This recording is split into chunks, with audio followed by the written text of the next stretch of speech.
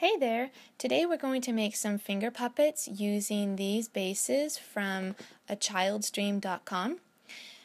Here are some other supplies that can be used for these projects here, but we will save that for another video. Some other supplies you'll need for this project are some trim and some yarn and some felt. And I use 100% wool felt and yarn, but you can use any felt from your local craft store. So in this box I keep the felt, just a variety of colors for different projects, and for this one we only need small pieces, so it's a good chance to use up those scraps because you really don't need too much for these little finger puppets. So usually I start off by making the hair, which I find to be the most time-consuming part of the project and a little bit challenging, to be honest. So I've cut a lot of lengths of the yarn and now I'm just gluing them on, giving her bangs in the process, and I am looping the hair because it was so long that I'm looping it over and gluing it down, and then I will trim it all up later. So once I get as much hair as I want, I go ahead and give her a little trim so it's all the same length. So for this finger puppet, I thought that she needed a little something for her hair, so I am using this beautiful silk trim to give her a little bandana or a little headband. And I'm just using hot glue to glue it down, and it holds really well. I've been making these finger puppets for years, and my kids have been playing with them, and they have not broken. They've held up really well. So I'm just tying it off underneath her hair, and then I'm going to look for some felt to make her outfit.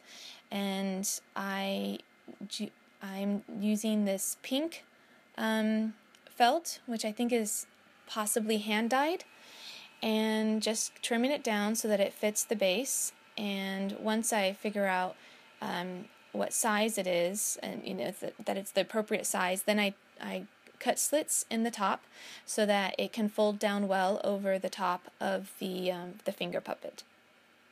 And then I just use some hot glue to get it all in place. And then a little bit in the back, and then I trim down the felt so that she can stand. So now I am going through the felt to choose a color for her cloak, and I have a few different choices, and I finally settle on this lavender colored felt.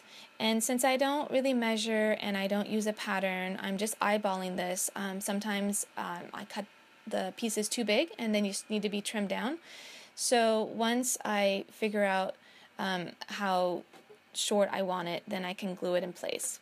But I decided that she needed a little scarf, so I quickly went and trimmed off a bit more of the same silk that I used for a headband before putting in or before finishing off her cloak. And again, I had to trim it a little bit more just so that it would line up in the center. And then I finished it off with a little wood veneer circle from Studio Calico. And they might have even just been like little remnants in the box of wood veneer, but they worked out perfectly as a little button. And the last thing I added was a little basket, and truthfully this basket didn't stay very long. It ended up getting broken off by one of my kids, but everything else holds up really well. Like, I've not had any other problems with these, but granted that was a bit of a fragile accessory for this doll.